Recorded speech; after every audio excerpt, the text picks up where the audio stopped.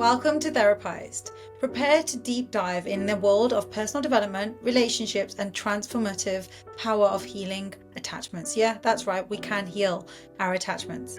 So today we have a very special guest on the show. She is the founder of Wear Software. She's a dating coach who's just had enough of the bullshit way of dating. And she is also the inspirational voice behind Do the Work podcast, which you need to check out. She also has a TikTok following of over 670k, and she has become a very prominent figure in the dating world. Her name is Sabrina Zohar, and she's with us on Therapize to join us to explore the intricate connection between personal growth, relationships, and just the courage that it takes to embrace your true vulnerable self. So in this episode, we'll uncover the profound and transformative journey of healing attachments. So here we go.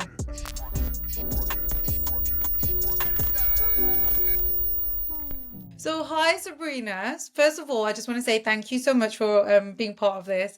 I really want to get your expertise on this sort of episode today, just so more people can understand about attachments, understand relationships, and understand love, which are three huge topics, but topics that you talk about. So thank you for being here today. Thank you for having me. I know that we've been planning this for a while. You were on Do the Work and you were on my podcast. So I'm excited that people now get to hear both sides of the coin between the two of us. Definitely. And to be honest, your podcast, let's just start there. Your podcast is called Do the Work. Can you tell us a little bit more about what Do the Work actually means?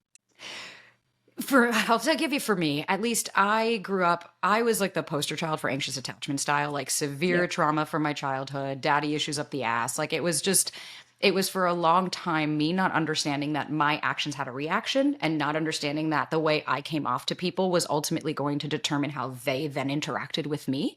And so it was when my mom got sick a few years ago, and I just kind of hit rock bottom at that point, went into a terrible narcissistic relationship. And when I got out of that is when I started therapy kind of for the first time of like actually investing in my mental health and saying, you know what, I'm sick and tired of being sick and tired. I need to make a change. And that was when I started, quote unquote, doing the work for myself. And for me, the podcast kind of started within this whole realm because I felt like a lot of people, as you know, being in the industry, a lot of people don't really know where to start. A lot of people have no idea what doing the work actually means. They think, oh, if I just like read a couple of books or listen to a podcast, like that's me doing something, right? Or, oh, if I just talk to somebody every day, that's going to help, right? And I think for me, doing the work is more of accumulation of things. It's more of getting in your body, understanding your thought processes, understanding where those thought processes came from, and being able to challenge your thoughts. Like it's a whole multitude of things. But for me, what it was undoing a narrative that I had created for so many years and undoing behavior that had been learned because it was no longer serving me. And so I think anytime I talk about really doing the work, what I'm really saying is like, take the flashlight to those parts of you that you have been so desperately trying to avoid for years of your life and make space for it, make a home for it, but don't allow it to live there. And I think by doing that, I've been able, at least for me and for anybody that I've worked with, I see that by understanding truly where these things came from, where this anxiety manifested from, and really being able to reparent that little you that nobody was able to really be there for, that has been such a game changer in doing the work for me personally. And I know that you kind of have similar journeys with your anxiety as well, with being high functioning anxiety. Yeah, no, definitely. And when you talk about like doing the work, and you said something really beautiful there. You said shining the flashlight on the parts of you that you don't want to see. And sometimes when we're in a place where we don't want to see, we'll do anything to avoid. So when do you feel it was when you had the courage, when you had the space or the capacity to start looking at these shadow parts of you? Realistically, it kind of actually fell into my lap in a weird way, and I'll kind of explain what I mean. So when my mom got sick, it's when I started therapy, but it was me just kind of being like, okay, I'll just like do something, and the therapist I had, she was nice, but she just really didn't challenge me. She would just do the, okay, sorry to hear type stuff. So I wasn't really seeing a lot of growth, and I was in a very toxic, incredibly toxic narcissistic relationship. I pretty much married my father. He was like almost the same. And when that relationship ended, I hit rock bottom. He broke up with me. He left me. It was like a whole thing. It was super traumatic. And then he lived with me for 3 additional months. Like I had been challenged, but I'm actually really grateful that happened, because what it allowed me to do was start to really realize, like, I had to face things that I wasn't ready to face. I had to face the fact that I kept idealizing and hoping that this person was going to choose me and he was going to come back and he was going to be with me and he was going to save me. And every day that went by was that harsh reality of, oh my God, he's not. And I found an incredible therapist that was really able to help me use tapping. And as she got me into journaling and we started meditating together, doing different modalities. And that was the first time I actually had ever seen little me. I had done a meditation and I called her Yeah. and I was like, it's so weird. Me and my ex, I was like, we were kids and his mom came and it was a whole thing. And that was my first time understanding, oh, we connected as two children, not as two Yeah. adults. That Yeah. was kind of like the door that opened because at that point, I was just so curious. I was so excited to learn. And all I kept thinking was, if I don't do this, my options aren't, oh, whatever, I'll just keep doing the same thing. I was like, I couldn't handle it. I was getting to a point where my depression was so severe Yeah. because I was living a life that wasn't authentic to me that I just physically couldn't continue on like that. And so Yeah. really that being, I hate to say it, but like pushing myself through a really tough relationship and having to see it for what it was and not for what I wanted it to be because he was there was really the catalyst for me to understand, holy shit, this isn't just about him. I play a part in this as well. Yeah. And you understanding your patterns and what is this pattern that keeps coming up. And you mentioned about the relationship with your dad, and you said that essentially you married dad. And you've also mentioned about the anxious attachment. Could you help people for those that are listening and don't understand what anxious attachment means? What is an anxious attachment? So somebody with anxious attachment comes from a home where there's inconsistency. So like for me personally, I grew up with a narcissistic father and a people-pleasing mother. So what I saw all my life was if you go to get love, it's either not going to be given to you consistently, this person's in and out, they're not paying attention. So I always had to act out in order for them to pay attention to me. So as early as when I was maybe I think I was like 5 or 6 months old. Like I was a baby and my mom said, you used to cry so much you would throw up. And I recently said, Mom, what was happening? She said, you would throw up every night. And I said, what happened before? She said, you would cry until someone came in. And I said, so from that early of an age, I understood the only way I was going to get someone's attention was to act out, to leave myself and have to have somebody come and get me. So I grew up having a low sense of myself. I didn't trust myself. I didn't know myself. I was hypervigilant. I was constantly watching what was going on. My dad would use money to bait us. He would be in and out. He would cheat on my mom. He would abuse us. Like it was an incredibly toxic and unhealthy environment. And all I learned was there's something wrong with me. Every time I go for love to my father, he would hit me. Okay, so then I'm too much. My needs don't matter. I learned to put those away. And so how that manifested in my adult relationships was because I had so much unhealed trauma from my childhood and because I hadn't actually rectified or even processed what had happened, I was constantly trying to change my narrative of my core beliefs of, oh, I'm not good enough and I'm not worthy by dating people that mimicked my father. Because if I could get their love, well, then great, maybe my father would love me. But ultimately, all that did was continue to reaffirm those core beliefs until it got to the point where I was so anxious, I couldn't even sit still without waiting. I would stand and keep flashing my phone just to see if a text would come in because I was so anxious to just sit and be with myself because I didn't know how to. Yeah. And even when you say that, like I come across loads of different people who talk about this anxious attachment that they have and that sometimes they're there and they haven't heard back from the guy who they're waiting for, or they're currently sort of dating. And when they don't hear back, they have that sort of anxiety of like, oh, he hasn't got back to me, and that sort of anxiety and the anger and the frustration. And I always say, I'm like, what does it feel like when there's no message there? And people will often say, it's like, what's wrong with me? What is wrong with me? And that comes back to the core belief that you've just mentioned there. And I'm wondering, like, from your perspective and your journey through life, do you feel you can change your core beliefs? 100%. Now, is it easy? So fucking lutely not. But I'm now, what I've learned as well is like our core beliefs. I used to only think that it was manifested in relationships. I was like, no, I'm just anxious in relationships. I'm fine everywhere else.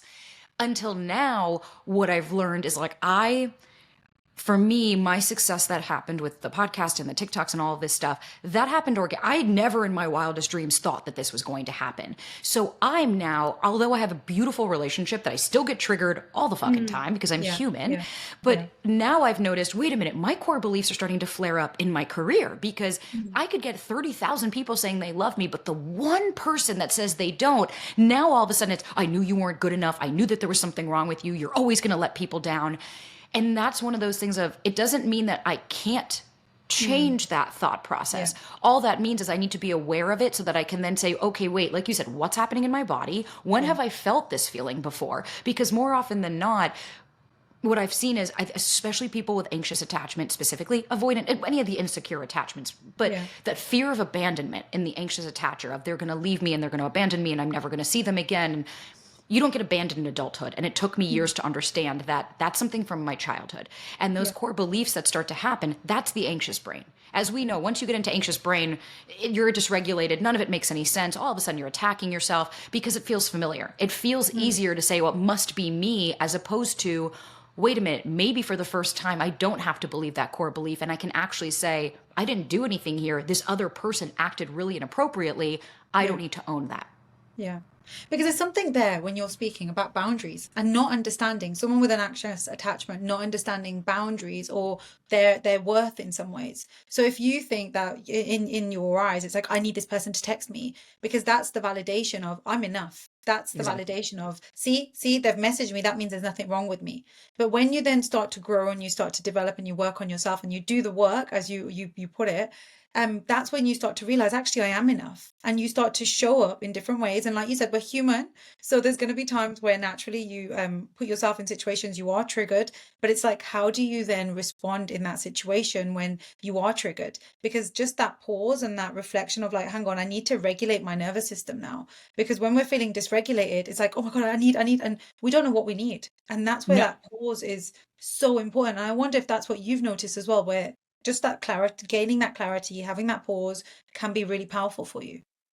For me, I would always react. I never responded. And so of Okay. taking that time, so meditation was really beautiful for me because that was one of the modalities I started with, to be able to say, okay, if thought's going by, I don't have to attach to it. I don't Yeah. have to live in it. I don't have to create a narrative for it. And it started to teach me, oh, thoughts can go by and I don't have to attach. And so that was kind of the first step for me. Then it was, but I think what I've really learned about, especially with anxious attachers when I work with them, it's not the fear of the outcome necessarily. Like, okay, so Mm. you had one date and this person doesn't text you. Okay, who gives a shit? Like, realistically, between us as adults, we're going, right, so you had one date. This person, like, you had a couple of dates. This person doesn't want to see you again. Move on with your life. What I find is it's more they're scared of the Yeah. feeling of I'm going to be rejected and this is going to hurt. They're so scared because of that. And I understand it because as a child, it's so traumatic to go through Yeah. that and it's so painful. But as an adult, that's when we have to stop and say, wait a minute. Okay, I'm so scared of this feeling, but what if, like you said, what if I sat with this feeling? What if I What is that feeling? allowed What is that feeling, Sabrina, when we're talking about that feeling? I think for everybody, it kind of manifests a little bit differently. For me Yeah. personally, I get the feeling in my heart. It feels like somebody's choking my heart. Some people get a brick in their stomach. Some people have a ball in their chest.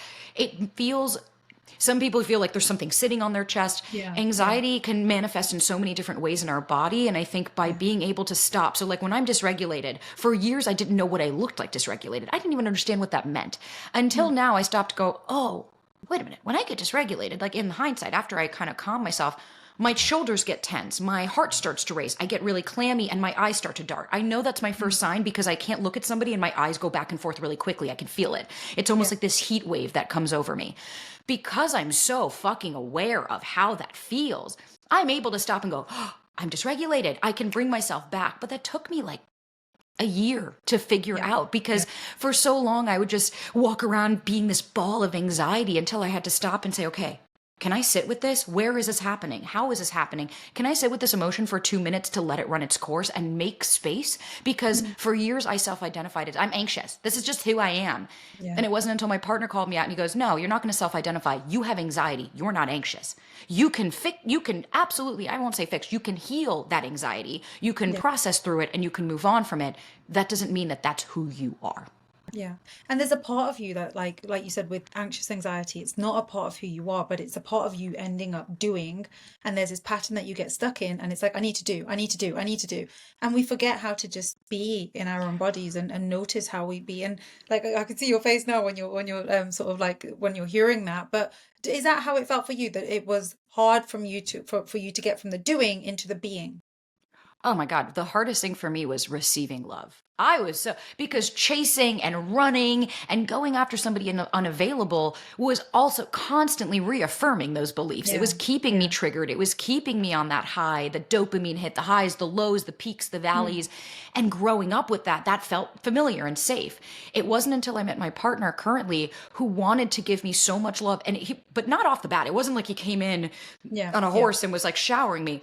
Yeah. He's Yeah. actually somebody who's more avoidant. He's very secure, but he was, in his past life was significantly more avoidant. And I, in my past life, significantly more anxious. Mm. And so for a long time, I just thought, no, I just need to find the right person. Then I found somebody who challenged me in a lot of ways, who really pushed certain aspects of me, of like the texting and certain components that I used to think were healthy and now have realized, oh, that's not how you build a healthy and secure relationship. Mm. And for me, not doing and just receiving is incredibly uncomfortable, because then I go, that high functioning anxiety in me go, but you're not doing enough. How dare you? And wait, no, you're not good enough, because if he loves you, that means you actually have to accept that you're good enough. That means you actually Yeah. have to start receiving and go against those core beliefs. And that was really fucking hard for me because it was What was it easier to like? live. What was it like receiving love and yeah, receiving love and really accepting that love for the first time? It was very uncomfortable. I'll Yeah. never forget the one time that stood out. We were on the couch watching a movie, maybe like 5 months into the relationship. It was still pretty new, but like enough to where it was like, this is my person. Like we're official. Like that's it. And I remember laying on, like, just being on his chest and feeling so dysregulated, feeling Yeah. so like quote unquote unsafe. And I literally stopped, and I remember sitting there for the moment, and I didn't include him in any of this. I really just processed through this. I shared it with him later on, but Yeah. stopping and saying, what's happening for me? And all the thought that kept coming to me when I just tapped into my body was, I don't know what to do here. And Okay. that's when I became so, it hit me, and I was like, oh my God, you've never felt safety before. You've never understood what it feels like to let somebody in. From that Mm. day on, our relationship has only improved because I Yeah. stopped living in the space of, I don't want to attach to him, and no, this person's going to hurt me, and I need to keep my distance. And I finally accepted, wait a minute, I trust myself that no matter what, I'll be okay. I Mm. know that my gut knows what's right. I am always, my mama has said that for years. I could think, I could talk, I can talk, I can process. Like we talked even before we came alive about the company that I walked away from. I could think about it, I could talk about it for days. But when my gut makes the decision and I say, no, I'm Yeah. done, or I can't do this, that's it. I'm very Yeah. definitive. And so I started to trust my gut a lot more. And so now in our relationship, instead of me getting triggered and going, oh, well, it's him, I have to stop and say, wait a minute, what's coming up for me? Because he didn't Yeah. do anything. All he said was no. You're allowed to say no. What's happening for me? Oh, I took it as rejection. I'm able to process through that because I understand, wait a minute, I'm safe. This has never happened for me. I've never been with someone that can set beautiful boundaries. And there's something there about when you're saying it's something safety, but also trusting him. And when, like you said in the past about the anxious attachment that you've had, it's that inconsistent parenting. So you've grown up and you're like, I don't know what mom's going to do. I don't know what dad's going to do. I don't know what's going to happen here. So always on edge, but not able to trust your caregivers. And we're not blaming caregivers, but we're understanding why you felt like, okay, I'm used to dysregulation. That's what I know. And then being with someone who's secure and sort of consistent, and it's like, what? I don't know how to be here. I don't know what the rules are for this. I don't know what to do in this situation. And it feels like that's what was going on for you. 100%. Because it's like Yeah. my nervous system is sitting there being like, we have never had this before. I can't keep you safe here. Go Yeah. back to what you know. And instead, I had to really challenge myself and say, what I knew doesn't mean that it's right. And I see there's a lot of people, like a friend of mine just posted, he got a lot of comments from people saying, and I get this all the time of like, no, I'm anxious. I just, you know what? I just haven't met the right person. And especially with the texting thing, for me, for years, I looked at it as if they text me, like we talked about earlier, if they text Yeah. me, oh, they Yeah. like me. Oh, I'm Yeah. safe. Without understanding texting has nothing to do with the fact that this person wants a relationship with you. Yeah. There is no correlation between just because this person texts you means that they want to be in a relationship, or if just because they don't for a day means that they don't like you. There are no Yeah. correlations. Listen, a pattern is a different story. If we see somebody who is not showing up for you, not trying to see you, not trying to make plans with you, and not texting you, okay, well, I think we also know in general this person's not interested. Yeah. But for me, I was really challenging beliefs that I had come accustomed to. Oh, well, if he texts me, my partner didn't really text me early on. And so that in and of itself felt super uncomfortable and felt really, I didn't really understand what that meant. And so my Mm. nervous system understood how to handle that. Then as I started to express myself and have communication and share things with him, I started to understand I'm safe to express myself. This Yeah. person has created a safe space, and I have done that as well. I never Mm. judge him. I don't ridicule him. I don't talk down to him. We have Mm. had almost to the point of breakup conversations that have never Yeah. resulted in raising our voices. We've never cursed at each other. I mean, I say fuck every other word, but you know what I mean? I've never said a negative, I've never called him a name and vice versa Why because do you we, think that is? What do you think the difference is with this relationship compared to others? Apart from him being consistent and more secure in like being able to communicate. What else do you think it is that has allowed you to also come in, understand him, and him also understand you? I think it's, for me, I of course, like you said, those all of those components are incredible. But I think the Yeah. difference here, because I've met secure men in my past, the difference here is that I'm responding and not reacting. That I have, growing up, I just wanted to be heard. I felt like nobody was listening to me, so I had to Yeah. scream louder and I had to get someone's attention and I had to be defensive and I couldn't let anybody see me in a negative light. Mm. And when I started to date him and realize I could be humble. It's okay. Maybe I did fuck up and maybe I do need to take accountability. And you know what? It's not all about me. I'm not always right. And it was a lot of the work of me having to call myself out. And that's why I love to practice my favorite kind of thing that I always do. Like when I say, what do I do the work? Like I said, so he'll tell me, I'll say, hey babe, do you want to go do this like Saturday? Like I really want to do this. And he'll just say no. And so for me, the old me used to be like, well, what the fuck does that mean? What do you mean no? You know what? That's so insensitive. Or I would shut down and be like, and not say anything and not open up. And so Yeah. now I've stopped and I'll say, okay, whew, that got me a little dysregulated. And I'll kind of just like move around, kind of regulate. And I'll stop. Okay, where was that in my body? Sit with it for a little. And then I'm like, okay, what's the narrative that's starting to play? He Mm. said no because he doesn't like me. And I'm like, let's put that on trial. We know that that's Yeah. not accurate. I know that this person loves me to the moon and back. He has shown me consistently time and time and time and time and time again that he loves me. Yeah. And I think by what created this safety between the two of us was that I wasn't scared of losing him. And I think what I mean by that, I wasn't attaching to the outcome. I saw Yeah. this as, Yeah. if I express myself and I lose this person, great, see you later. But if I hold it in and I keep this person, I'm doing myself a disservice and I'm self-abandoning. Yeah. And so we've now just learned this. We always say, we started off, if we are upset, hey, to avoid resentment, can I share something with you? Yeah. And we, at that point, we know time to disarm, time to shut your mouth and just say, absolutely, what's coming up for you, and listen. That's been But a there's game something changer. there about self-awareness, isn't there? There's something there about you developing a level of self-awareness that you understand what is it that's going on here so you can respond. But in order to respond, you're understanding, hang on, I'm feeling and I'm noticing this, or he's just said no to me and I don't like that because this is what's coming up for me. And the fact that you're able to understand that and then communicate that back without saying, how dare you say no to me? What do you mean no? Like that you can easily fall into that space because you're reacting because you don't understand. And I wonder, like, there's again, the dating world right now is people will jump on an app, they'll communicate, they'll be like, right, this person has a message back, right, I'm just going to leave this person, they're not good, or they're toxic, or they're this, or they're that. But it's like you said, you spoke to your partner and tried to understand him, tried to understand his patterns. We're open to try and understand. And I wonder what advice you have for people who are currently dating, who do have an anxious attachment, and who do perhaps look at people and think, yep, okay, just put this to one side because I'm not interested in this because look at the way that they're communicating. I think the biggest thing is when it comes to an anxious attachment style specifically, impatience is the number one thing. There is no patience. And like, I know that. Like when I first started dating my partner, he was a slower mover in the sense where like we saw each other twice a week. We didn't text a lot. He was not into it. And he was like, I don't want a digital relationship. I want to get to know you for who you are. But he Yeah. was wildly consistent. Now, in the beginning, I almost broke up with him after like a month because that was my anxious attachment being like, he's not right for you and he's not satisfying your needs. But then I had to really stop. And like you said, self-awareness is the first step. Without being Yeah. aware, Yeah. how the Yeah. fuck are we going to do anything? Exactly. But I really had to challenge and say, okay, what I've been doing hasn't been working. The way that I always say, like, I heard that some of this, I think it was a therapist, I think said it. I don't remember.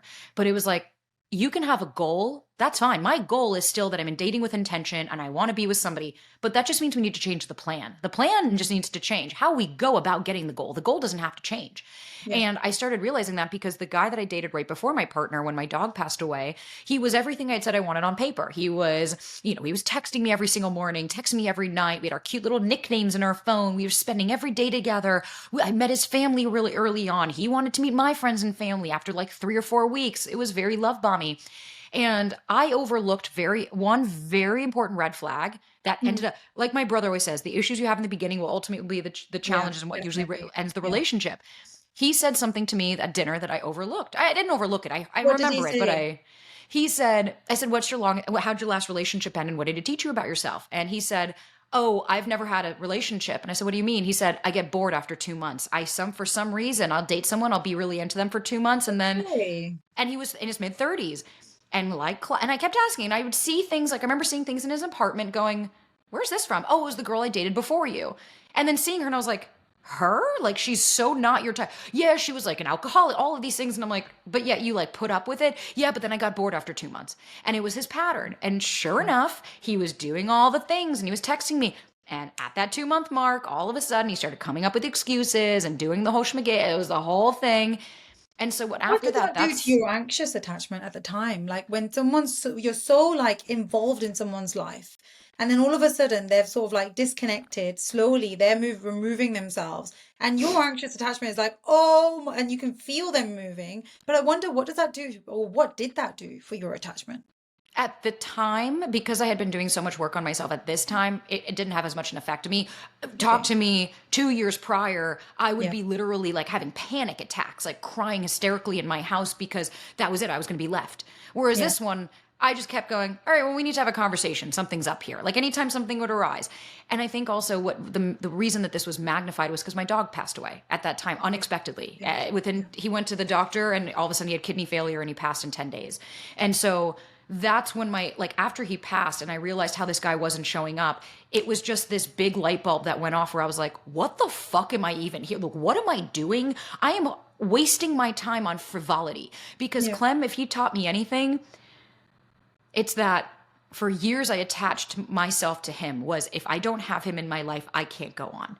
Like I Yeah. literally would have panic attacks when I'd be like, but no, he has to live forever. Like my dog can't die. Like this is my best friend. Like we're thick as thieves. Where you see me, you see him.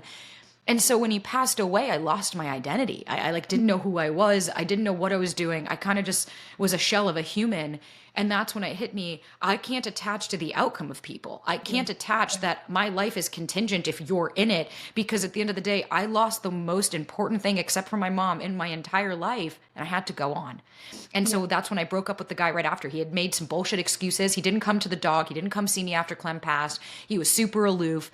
And I just said, I'm done. And I walked out and yeah, I cried. It sucked. It felt like shit. And then I met my boyfriend 5 days later because I made space. I was no longer, I didn't attack myself when it happened. I didn't go, oh, here we go again. I just said, this sucks. It feels like shit. But I know that this guy has his issues. This has nothing to do with me. And I'm going to remove myself because I acted in a way that I was proud of. I didn't attack myself And because I knew I did. you made that choice. You made that choice that I'm not going to put up with this. This is not okay. And that's a really big choice to make from someone who is like chasing the crumbs or chasing any form of like, do you still like me or am I good enough? To wait. And that's a really proud moment as well, because like you said, you made space, you cleared this space. So in came this partner that you're with now who's secure, who's consistent. But if you didn't do that, that's the pattern then that continues, continues, continues. But it's that courage, the vulnerability to be able to make that choice, but to trust yourself in that moment that this is the right choice. I don't feel that this is right for me, so I'm going to step away. And like you said, it hurts. It hurts. It can bring up lots of different emotions, doubt, fear, worry, vulnerability. But you went along with that. So by you going along and you trusting yourself, do you think that was because of the work that you'd been doing? 100%. Because I think for so long, I think if you don't trust yourself, no matter what, I don't care who comes into your life, Yeah. you won't be able to identify what's going on. And I think the biggest things that I see when I'm working with anybody with anxious attachment is there's this lack of understanding that we have as much control as the other person. Everything is, well, when are they going to make the decision? And when are, like, I have it all the time. So I want them to make, I want to be official with them. How long do I have to wait for them to ask me? And it's like, I'm sorry, why is everything up to the other person? Yeah. I don't need to live in a space where someone else dictates what my life is going to look like. So if I'm dating somebody and I go and have this and I want to have a conversation of exclusivity, if the verbiage that's coming out is I'm scared I'm going to lose them, it's like, oh, you're scared that you think you're a child speaking up to your parents who are going to walk out. Because if you're scared to open up and have a conversation with somebody because you're scared to lose them, I hate to be the bearer of bad news. You don't have anything you're holding on to. You're holding on to the idea of them and the fantasy. Because I've had more conversations than I'd probably like to have with my partner. And I think that's also another thing is like communication is literally, as you know, the cornerstone of Yeah. relationships. Like you Yeah. have to, my partner always says, we're just one giant conversation. It's just always communicating. Hey, he'll sometimes ask me, do you feel seen, heard, and understood? Can I support you in any ways? Are you okay? Just to touch base. And Yeah. I think the anxious attacher is so scared because growing up, we would get, reprimanded or abandoned or left, or our parents might act in a certain way. Our caregivers weren't able to attune to our needs. So we learned, okay, I'm too much. So just keep it in. But unfortunately, those coping mechanisms in childhood are the challenges you're facing in adulthood. And so by Yeah. not speaking up and by not trusting yourself, but that's why I also like, I process, I sit with the emotions before I go to him for anything. I spend like 20, 30 minutes by myself and I will just go back and forth in my head. I'll call my friend who's my coach and we'll just go over it for a little bit because I say, I knew that this was my gut. I just wanted to articulate it a bit better so that I know when I'm going to him, it's never, you said this and you are an asshole and you're a fucking dick. It's, hey, I want to share something with you. When you said this, I felt really triggered. I felt like you didn't want to love me. I felt like you were dismissive of me and I felt very small. Moving forward, I'd love if you, my partner said, calm down. We all know that that's never going to work. And Yeah. I just looked at him and said, I ask you next time to use a different word because it's incredibly triggering for me. And he said, you know what, you're right. How would regulate be? And I said, that's great. Regulate is, so now when I get upset, he'll just go, babe, regulate. It's okay. Come back with me. And look how safe that is, but also the personal responsibility there. You're taking that personal responsibility that I am feeling this when you're doing this, not you're doing this to me. And that's why I'm feeling like it's like, no, when you did this, I noticed this coming up in me. What's going on? What's happening here? And it's almost like this personal responsibility. But you also mentioned your inner child. You mentioned that a few times. And I love working with the inner child. And I know we've had a conversation on your podcast all about this. But when we talk about the inner child and we talk about the anxiety of the inner child, what do you mean by that? So for at least for me, like my inner child work and I kind of anybody, it's like, so Yeah. as you know, when we're talking about the inner child, it's like we said, we're never trying to villainize our parents. We're never No. trying to, we can't change anything that happened. All I do with inner child work is I'm trying to understand, where did you learn this behavior from? Where did this come from? So for me, my sister once asked me, and that's where it all started. I said, you know what, Jamie, I always felt like I was too much. And she looked at me one day and she said, where'd you learn that from? And I hit Mm. me and I was like, Dad. Dad taught me that. I said, because growing up, he would hit us. He would slap Mm. us when you'd have an emotion or he'd leave. So I learned I'm too much. And so by understanding, okay, so for instance, if I'm dating somebody and I feel like I get this every day when people ask a question and I want to say something, but I don't want to be too much. I don't want to come off as this and I don't want him to think I'm too needy. What that tells me is if I hear too much, too needy, too this, too Yeah. that, Yeah. that's a core belief. That's a childhood thing. That has nothing to do with where we are right now. That I can already see. So what I see here is, okay, so then if we're going to sit in our bodies and we're going to try to feel this, my next step is, when do I remember feeling this? What's the Yeah. earliest age I ever remember feeling this? More often than not, usually people start with, and I'm sure you see this all the time, I had a perfect childhood. There was no issues. No, my parents Yeah. were great. Yeah. And Yeah. then when I'll just say, okay, so when do you remember feeling this? They'll say, oh, when my first relationship. And I'm like, earlier, they'll say, well, you know what? Now that you mention it, when I was 8, I used to get really anxious. Yeah. Why? What would happen? Well, yeah, I realized, my parents worked a lot. And it's like, thank you. There it is. It's not the big T's. I'm not saying that you had to have been hurt, neglected, Yeah. abused, things like that. God forbid. I hope that that wasn't your reality. But the little T's add up. The little T's of my parents were dismissive. My parents were perfectionists. They only gave me accolades if I did well. So I learned I have to do better. Yeah. By doing that inner child work, by understanding, okay, like for me, the scarcity with money that I have has been since I was a child. I've Mm. always been scared. And so now as an adult, even though my business is doing well, every day I'm scared. Every day I'm going, but what if I don't get more? What if it doesn't happen? What if I lose it all? So by me having to do inner child work, I said, oh, okay, I learned that behavior when I was about 8 or 9 and I saw my dad leave. And I had to go back and I meditated on it and I went to see her. And not only did I just sit with her, I then said, you know what? I'm here to save you. No one's going to come and do this. Come with me. And I took her and I told my dad to fuck off and I pushed the door open and I created a safe space for her. So Mm. that way, anytime I felt that anxiety, I was like, oops, she's back in the room. I would go and say, no, you're safe. I am here now. And I gave her the love. I told her, I love you and I choose you. You're not too much. You're just enough. I told her everything that wasn't told to me when I was a kid. Yeah, yeah. And when you say, or when you're just thinking about your inner child and you're thinking about offering the love that she never got, the love that perhaps mom and dad and other caregivers weren't able to give her, it's almost like we took the belief that she was too much. And as a result, she shut herself down. She like almost like just dimmed her light down, thinking Yeah. I need to give them what they want in order to receive love.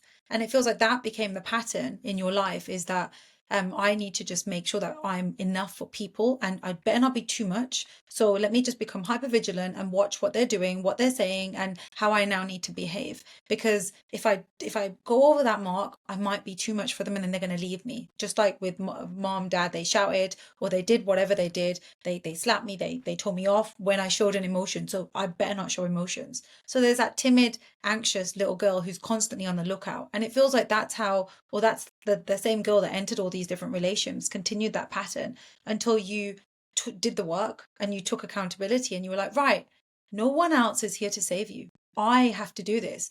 But I wonder, before that, do you think that she was waiting for someone else to come and save her? Do you think that's what she was waiting for?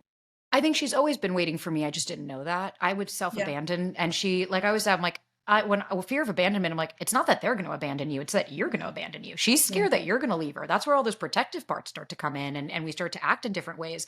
But prior to that, I was so terrified that every person was just going to leave me and I was never going to be good enough. And it wasn't until I finally had to see her at the stages of when I was bullied. I mean, I was bullied so much when I was a kid. I was always just different. I was just, it's hard for me because my success has been because I'm different, and now so that's been hard for me. And sometimes I even like will go back to her and I'm like, look, no, people love us for this. Like, Yeah. and for me, it wasn't about, when I say I accepted myself, it wasn't like the self-love I gave wasn't like bubble baths, and it also wasn't a cop out. It wasn't, well, I'm a big personality and that's what you're going to get. What I realized was taking the anxiety out of it. Yeah, I am a big personality. I have a lot to say. I'm very direct. I'm very blunt. That actually is who I am. I'm not trying to hide behind that. I'm not trying to say, oh, it's an excuse for me to be rude. It's like, no, I'm just very to the point.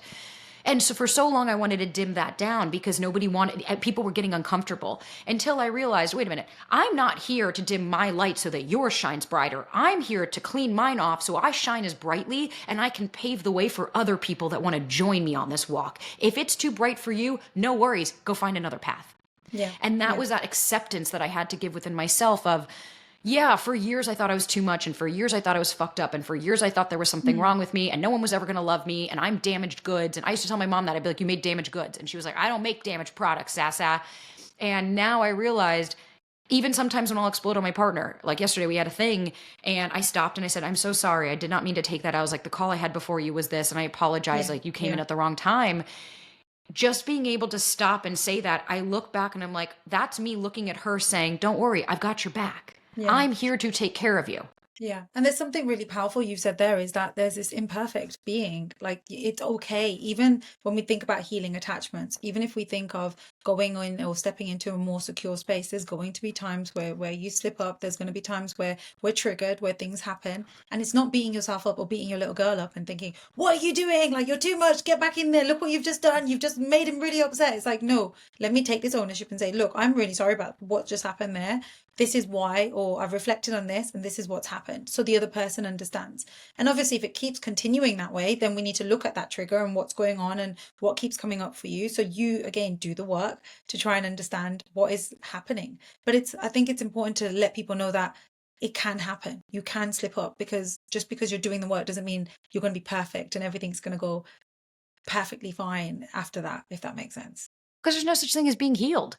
Like, are you fucking kidding me? I could do, it's like this, I hear it all the time. My friend was saying it the other day. He's like, man, I've been doing so much work on myself. He's like, years of work on myself, single.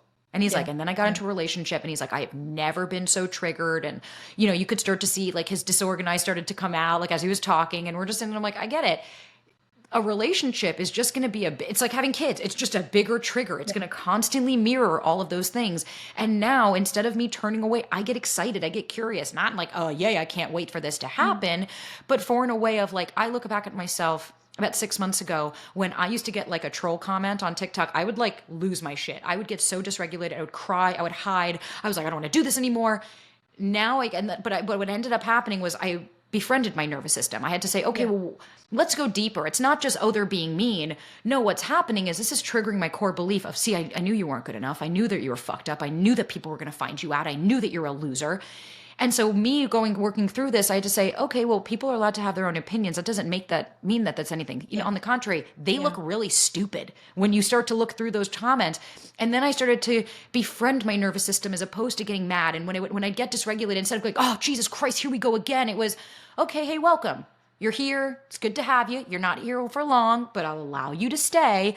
Now it's gotten to the point where when I see a comment, I laugh, I block, and I move on with my day because I'm no longer scared of the feeling that comes from it, because I felt it, I processed it. And that's the same with triggers in a relationship. It's not as bad. It gets better, but oh, fuck, you're going to be triggered a lot when you get into a relationship. And I think that's the thing. People think, oh, once I get into a relationship, everything's going to be perfect. Once I find that perfect person, everything should be going smoothly and perfectly. And that's not the case. Like you have to get to know the other person. And I know that you're a dating coach and you speak about this and you help people through this. And I suppose what's the best advice that you can give someone who is dating, who is getting to know someone? What would you say to them to do? A couple of things. One, okay, actually, there's a few things. Okay, go for it. Depending on the environment of where you met them, stop engaging in digital relationships. I know, I get it. It's 2023. We all have our phone, but that doesn't mean that just because someone has their phone that they owe you something. And I think Yeah, with yeah. dating, what I've learned, and I was talking to, I don't know if you know Dr. Stan Tatkin. So he I've and I, he's great, and we were talking. He was like, I have never seen so much entitlement yeah, nowadays, and it's like there is this entitlement of, no, I'm owed that. No, you went on a date with me, you owe me something. And it's like, here's what we need to learn. You need to humble the fuck down. Nobody owes you anything. There are no commitments. Nobody has a guarantee. And the biggest thing I see is stop attaching to the outcome. Sure, you had a great date, but you know what I remind myself after a great first date, second date, third date? I was good before them, I'll be good after. If this works out, yeah, great. And if it doesn't, it doesn't. I love my life. I'm building it. My mama has been saying this to me since I was a kid. They are an addition to your life, not instead of. yeah, And so when yeah, you're dating, understand it's an inorganic amount of people on an app that you're going to be meeting. That doesn't mean that everybody's going to work out. That doesn't mean everybody wants the same thing as you. And I think when we enter with rigidity of, well, I want a relationship and I don't want my time wasted and you're wasting my time and you're stringing me along, what happens is trying to control the outcome so much removes the magic. It removes, like for me, I slept with my boyfriend on the first date. And the reason this all worked out was because when I went home, I went, I'm probably never going to see this guy again. I was like, he doesn't owe me anything. I'm like, I'm a woman. I had needs. I had a good time. Great sex. We had a good time. And so then when he asked me out again, I was like, oh, okay, sure. Just getting to know this guy. We went really slow. We really spent time together. We didn't engage in digital stuff. And I was always checking in with, how do I feel when I'm with him? Do I feel seen, heard, and understood? Do I feel safe with this person? Is he being consistent? Yes. Is he being reciprocal? Yes. Is he showing up for me? Yes. That's always like, I want anybody that's dating right now to take the power back. It's yeah. not about, do they like me? It's about, how do I feel when I'm with this person? And is this something I even want to explore further? Yeah. And also the power, the thing that you've mentioned over and over again today is around don't attach to the outcome because it's so easy, isn't it, to run off in your head, start thinking, oh, when they meet my family or when we get married or when we do this, and you now have an attachment with this person that they don't even know of. So No. when they're not messaging you back, you're like, how dare they not message me back? Because you're coming from a place of this imaginative, like create like this world that you've created that isn't reality. So of course you're going to be feeling anxious, annoyed, frustrated. So I think it's about, like you said, coming back into yourself, understanding where have I run off to in my head? Where have I gone to in this relationship? And what's the reality? We've had one Yeah. date. He doesn't owe me that. I need to be messaging every single night, every single day. And if I don't get a good night message, that's it. He's gone because he's not consistent. We need to also communicate that across and say, hey, I've noticed this, or this is what's going on for me, or this is what is important to me in a relationship. But it's that communication is so powerful as well, is being able to speak out how you're feeling. And that's doing your own work. So it really feels so important to be able to do all of these things to be able to have a relationship, but doesn't mean your relationship's going to be perfect because that doesn't exist either. No, no, 100%. And it's like, at the end of the day, if you're seeing a pattern, oh, I keep dating avoidance, I keep dating emotionally unavailable people. It's like, yeah, no, trust me, that's not by accident. It's not because every single person's an avoidant. The reality is, though, once you start to do the work, you get tools so that when you meet these people, Yeah. you're going, Yeah. oh, hey, okay, because like I have like a few questions. People always ask, what are great first date questions? And I'm like, oh, you're probably not going to like these because they're of depth. They're everything I asked my partner. And you know what's so funny? When I asked him, I said, what did you like so much about our first date? And he said, the questions you asked. He was like, you were different. He was like, women didn't ask this to me. And it showed me, he was like, holy shit, she's got depth to her. This is what I've been looking for. And Yeah. so for me, I'm like, if you want that depth, if you want to have it to where you and your partner are just so fucking connected, and it's not going to be connected 24/7. We go in and out of connection. It's not like sometimes my partner and I feel very disconnected, and sometimes we feel like we're one person. But understanding that that's normal, that's going to fluctuate, but also knowing that, like, I don't even remember where I was going with this, but knowing that this is what happens. Sometimes I'll be in such a great thought and I'm like, yep, there it is. But just understanding that, like, communication is how you build Yeah. that No, connection. definitely. And when we talk about communication as well, it's like it's not just text, because when you're No. reading a text message, hey babe, how are you? It's like you're reading it in one way, but someone else could be sending Hmm. it in another way. And I think that's where it's like you're not having like a digital relationship. It's meet up in real life, really connect with one another. And also don't be afraid of sharing questions, because I also hear that a lot is people will say, but I don't want to ask him that. I don't want to scare him away. And I'm like, but you're not being your real authentic self. You're worried about what is he going to think, or I better not say that because he's not going to want to meet me again. And it's like, show up as yourself and see what happens. And if the person accepts you for you, then you already have saved yourself many, many dates later where you are trying to be yourself. Yeah, that's why when people get so scared of like, how'd your last relationship and what did it teach you Yeah, about yeah, yourself? Like, what are your intentions with dating? Do you have bandwidth yeah, for a relationship? Do you want marriage and kids? I'm like, I'm sorry. I'm in my 30s. I know that I have a clock. Like, let's not pretend that women just have all the time in the world. And I think one girl got upset with me. She was like, I can't believe you're saying women have to do it in a certain time. I was like, no, no, no. If you want a child, I don't yeah. know who you want to. Why are you fighting me? Fight biology. Okay, I can't control this. But I think I look at it as like some of these people will meet on an app and say, oh, I'm going to spend 2 months talking to them. And I'm like, whoa, whoa, whoa. There's a dating coach actually saying spend 3 months, go 3 months without kissing. And I said, so I'm sorry, Yeah, you want me to spend 3 months to not explore that physicality as part of a relationship? So what? I can then waste my time and date 4 people a year as opposed to instead of trying to make myself smaller or, ooh, I want to people please, ooh, I have to make them feel comfortable. Instead, it's, well, I have needs. My needs matter. What I want matters. And it's okay to look at somebody and say, hey, you're great and I'm great. We're just not compatible. But mm, that I think is the biggest fear, because when you come from scarcity mindset is, oh, well, when am I going to meet someone else? It's like, my grandma's been saying this for years. I'd rather be alone than in bad company. yeah, So I'd yeah. much rather be with somebody that I'm authentically myself versus every single time you're walking on eggshells or wondering when you can say something or you're scared you're going to lose them. It's like, if you're scared you're going to lose them, you don't have anything.